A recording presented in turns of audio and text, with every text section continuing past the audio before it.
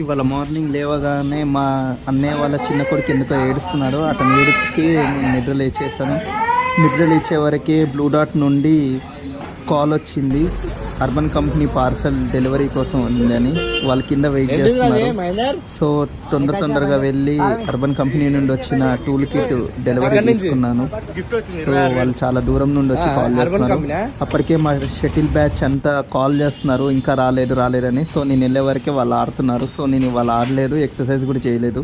మళ్ళీ తొందరగా అర్బన్ కంపెనీకి వెళ్ళి చిన్న రిఫరల్ ప్రాబ్లం ఒకటి ఉంటే అది క్లియర్ చేసుకున్నాము. కానీ వర్క్ అయితే అవ్వలేదు, పని జరగలేదు. అది అయిపోగానే మళ్ళీ చిన్న ఫ్రిడ్జ్ రిపేర్ ఉంది.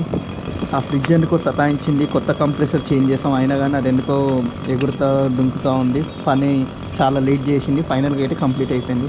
మళ్ళీ ఈవినింగ్ వచ్చేసరికి అత్తాపూర్, మల్లెపల్లి, మైరిపన్న అంతా తిరిగేసి మా ఫ్రెండ్ లస్సీ తాగుదామంటే వెళ్ళి లస్సీ